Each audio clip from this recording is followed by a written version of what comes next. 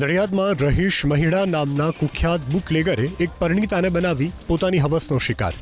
દિવ્યાંગ પતિને નુકસાન પહોંચાડવાની ધમકી આપી અને નરાધમ રહીશે અનેક વખત દુષ્કર્મ આચર્યું. ન ફક્ત શારીરિક શોષણ, આરોપીએ પીડિતા પાસેથી 10 લાખ જેટલી મોટી રકમ પણ પડાવી લીધાનો છે આરોપ.